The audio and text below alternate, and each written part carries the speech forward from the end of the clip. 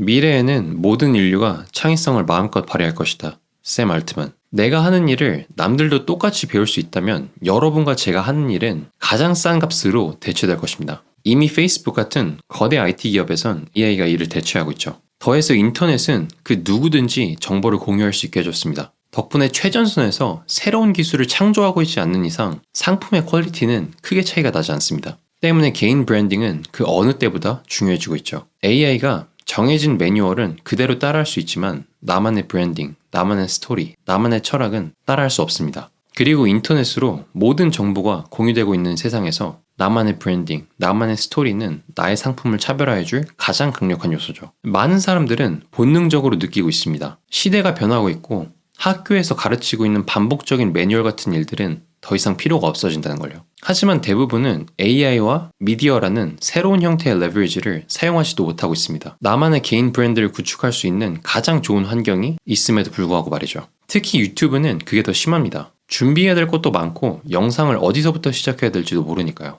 그래서 오늘은 저만의 편집 방법을 공유해 보려고 합니다. 순서화, 자동화, 구조화를 이용하면 10시간이 걸리던 영상을 1시간으로 단축시킬 수 있습니다. AI 모델링을 할 때도 거의 모든 걸 순서화랑 모듈화를 시켰거든요. 근데 편집을 할 때도 도움이 되게 많이 되더라고요. 제 채널의 메인은 편집은 아니기 때문에 큰 틀에서만 설명을 드리겠습니다.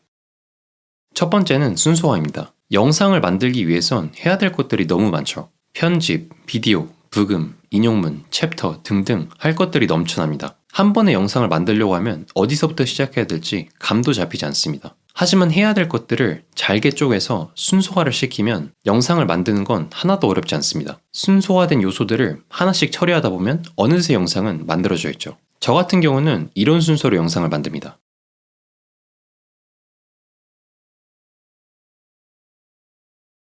두 번째는 자동화입니다. 자동화는 컷 편집과 자막에서 사용할 수 있습니다. 자동 컷 편집 기능은 프리미어 프로에서 사용할 수 있습니다. 유튜브나 구글에 프리미어 프로 자동 컷 편집이라고 치시면 수많은 방법들이 나올 겁니다. 자동 자막은 저 같은 경우엔 브루에서 사용을 하고 있습니다. 영상만 넣으면 자동 자막이 저절로 달리기 때문에 저는 되게 편하더라고요.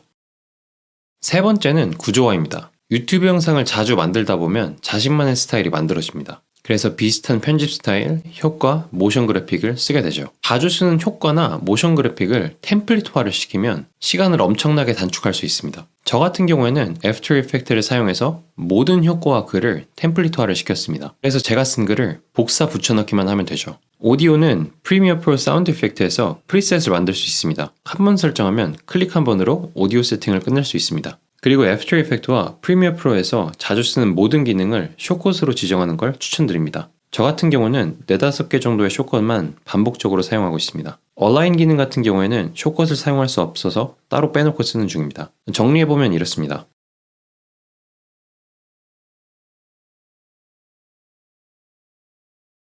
물론 지금까지 제가 말해왔던 것들은 어느 정도 스타일이 잡히면 하시는 걸 추천드립니다. 만약 유튜브가 처음이시라면 효율보다는 실험에 초점을 맞추는 걸 추천드립니다. 저도 첫 채널에선 최대한 다양하게 이것저것 해보는 걸 목표로 삼았던 것 같아요. 그때도 한 달에 영상을 한 20개 정도 만든 것 같은데 반복 횟수를 늘리다 보니까 배우는 게 되게 많더라고요. 이것저것 하다 보니까 나한테 맞는 게 어떤 스타일인지 감이 점점 잡히더라고요. 첫 채널은 보통은 실패합니다. 그러니까 어차피 실패할 거라고 생각을 하고 이것저것 해보시는 걸 추천드립니다. 그렇게 이것저것 다양한 걸 실험해보면서 나한테 맞는 스타일을 찾는 거죠. 그래서 오늘은 빠르게 편집을 할 수 있는 방법에 대해서 큰 구조에서 설명을 해봤습니다. 제 채널은 편집이 메인이 아니기 때문에 큰 구조에서만 설명을 했는데 궁금하신 점이 있으면 댓글에 남겨주시길 바라겠습니다. 제가 답할 수 있는 내에서 최대한 답변을 해드리겠습니다. 오늘도 시청해주셔서 감사합니다.